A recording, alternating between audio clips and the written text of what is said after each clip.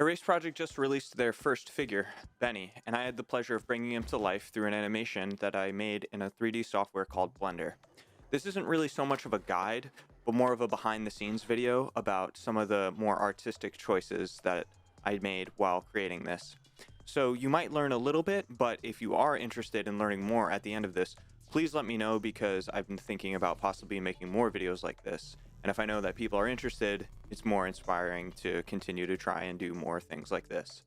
So, hope you enjoy. All right, so the first thing we have to do is import the character model, and that's quite simple. The character model was actually provided to me, so what we do is we hit File, Import, and then you click STL because that's the file format that this figure came in as.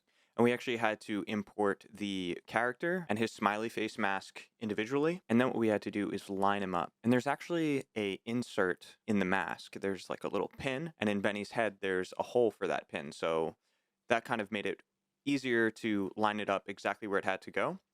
But it's kind of hard to see. But the cool thing about Blender is it has something called X-ray mode. So we make all the objects transparent, and then it was very easy to line up the mask directly, exactly where it had to go. Now that we've got Benny in the software, the next thing we want to do is be able to animate him. And to do that, you create what's called an armature, which is a series of bones that you then connect the character model to so that you can animate it doing movements.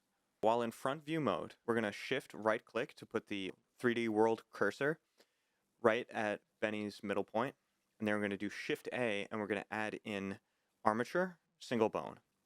And you can't see it, but it's there, and it's very small. We're going to type in here in front, and that way we can see the bone no matter what. And we're going to hit S while having the bone selected, and we're going to scale it up with S, and we're going to make it big. And we're going to tab into edit mode again. We're going to hit E for extrude and Z to extrude it along the Z axis. Click to confirm. One more for the neck bone, and one more for the head bone. We're going to go to the side view. We're going to make it just a little bit more accurate for what Benny looks like. Just tweaking it ever so slightly. We'll give him a shoulder. Go to the top view to make sure that lines up. Drag it over just so it's in line with his arm. E to extrude again. E to extrude. And E to extrude. I'm going to check. Oh, see? That's off. That's why you always have to check which angle that you're extruding from. It's very important that everything lines up nicely with your character model. It won't animate the character properly. Now we have to give him some leg bones. It's important to give it a little bit of bend at the knee so it deforms properly when you're making your character walk. You just want to bend it slightly. Extrude out the foot bone. And I'm going to give it 2 bones here. This one acts as a controller for the foot bone. This one lets the knee know where to face. And now what we're going to do is we're going to name each bone individually with a .L at the end of the name. That way we can symmetrize and create the same exact arm and leg, but on the other side, and that saves us time. So a challenge I faced while creating this animation was that when the Benny model got imported into Blender, it had 1.5 million vertices, which are these tiny black things, these little dots. And there's so many of them that you can't even see, but if you zoom in, you can actually see all these tiny little dots that make up this character. Couldn't get the character ready for animation. I couldn't connect the body of this character to the armature, the skeleton, so I couldn't animate it as it was. So after researching for a while, I found that you can use something called the decimate modifier, lower the amount of these points, these vertices. After doing that, I was able to rig the character. And look, there you go. As you can see, he's got a lot less vertices or little black points. Alright, Benny is all rigged up and ready for animation. The next thing we need to do is color him, because it'd be super boring if we just sold a gray or white doll, so that's no fun. We're going to give him his main color first. So we're going to click here, hit new. We're going to give him somewhat glossy black texture. What we can do is color each vertice or face individually. So I'm just going to highlight the ones that I want to turn white. And one by one, I'm going to highlight them, hit plus here, add a new material, and you hit assign. A very, very long process. This is just the way I know to do it. Several hours later, and we have fully colored Benny. That's great. So now, gotta we got to give him a story.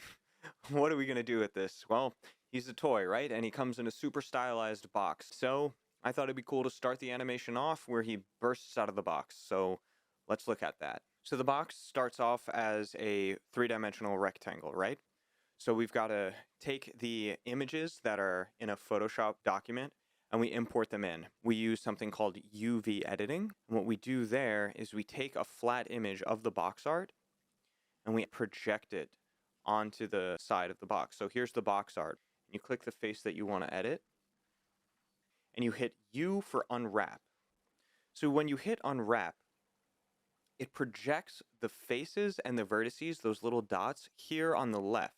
And you've got your image there. Everything in this orange box here is being displayed on the face that you just unwrapped. We're going to line it up. We're going to scale it just how we need to make sure that we can get it directly in the center. The box is pretty simple. For the back, you do the same exact thing.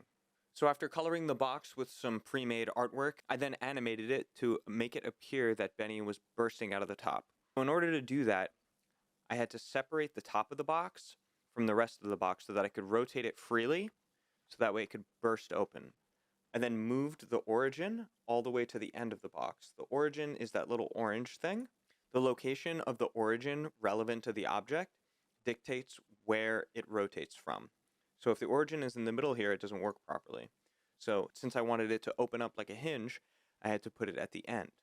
So now you can see it rotates just how I want it to.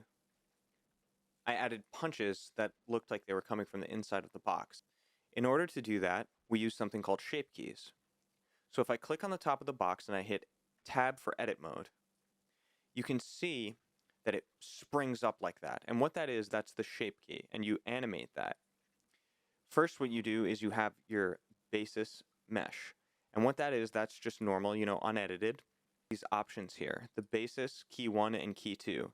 Key 1 and key 2 are the punches that come from the inside. I want to explain how I made that. So from basis, this is the normal thing before you edit anything, right? And you create a key. You hit plus. So I'm going to move this. And now what that does is if you go to object mode and you hit value, as you can see, it moves. So then all I had to do was keyframe the values. And this made it look like punches were coming from the inside. In addition to that, I would time the punches to the box rotation. So it looks like his punches are actually shaking the entire box. Then after a few of those, the box bursts open from the top, and out comes Benny. After establishing the general idea of how this animation started, I decided to start building the rest of the world. So I went for kind of like a New York City / Tokyo cityscape thing. That was the idea behind it. Then it was time to start creating some buildings and environment. Simple buildings are pretty easy to make in Blender. You just add in a cube, scale it up, scale it down, bring this up, subdivide a few times, and make a few windows.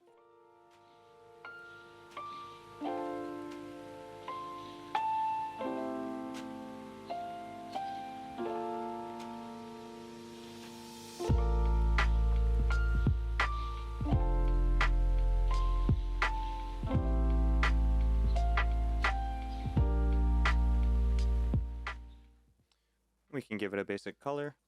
Just for this example, I'm going to do something ridiculous and make this building red. And it's nighttime in a city, so we're going to make it look like they're yellow. And if we want it to really glow, what we can do is turn on something called bloom. Look at that. It's really glowing. Gotta love bloom. Makes everything look so nice. Erase is a skate brand. Everybody at Erased, including myself, loves skating. Naturally, I had to make Benny skate, right? Of course. Don't really know how I came up with kickflip nose manual. Maybe it's because I don't really do many kickflip nose manuals, but I wish I could. Each frame, you move a bone, and you move forward to the next frame. You keep changing the position, the rotation, and all these different things. Applying keyframe changes to each frame, and doing the same thing for the board individually. So the board has all these keyframes, and as you move through them, the animation plays, and do the same thing with Benny. Each one of Benny's bones needs to be individually keyframed, so animation can take a lot of time. So in order to decide how your scene is actually going to look, you have to use a camera. So this red square here actually is what your final render is going to look like. And you have to animate that camera individually, just like any other thing in your scene. And you can do that by either locking the camera to your view, so when you pan, it moves what the camera sees, or you can select the camera itself. This is the camera, and you can move it around like that. What I personally like to do is be in camera view, set my keyframe at each place.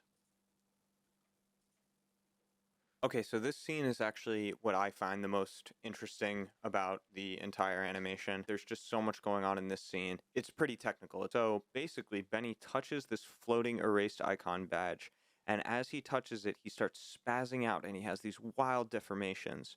But also, the coin disappears with this insane effect. Now, that effect I actually learned from a guide, but basically, what's happening is if you zoom in on this, there's this crazy setup here, right? And actually, I keyframed the value. So as you slide this X value, you can see it becomes invisible and visible. And I had to do that for two separate values because there's the black part and the white part, and those are different materials. When he touches it, he starts spazzing out. And this was done with something called placement modifier. And this has so much flexibility and cool stuff. You can change the way it looks when he spazzes out. So right now I have the noise mode. If we click clouds, you get a completely different effect. Now he's all wobbly like he's made out of water. After the badge disappears, Benny goes back to normal and he turns back into a toy. His magic wears off and a strange portal appears. So in order to make this work, I had to use something called a Boolean modifier, and I put that on the road. And what happens is I've got this cylinder underneath, right? And I make that cut out everything from the road that it touches. So it starts off as a small invisible thing, right? But it's touching. But it scales up, it gets really big, and when it does that, it reveals the hole in the ground. For the last scene, I decided to show a inside shot of that tube that Benny just fell into, but I decided to multiply it because there's more than one toy available. I just thought it would be cool to show more than one. So what's going on here? So in order to do this, all I did was duplicate Benny many times, and I lined them up above, and then I gave each one of them physics. So Blender is literally simulating physics for them, so they all weigh 1 kilogram, and then they're falling in front. You could animate them hand by hand, in which you would go one keyframe, go to 140, grab them, pull them down, insert a keyframe there, but I thought it would be cooler to do it without.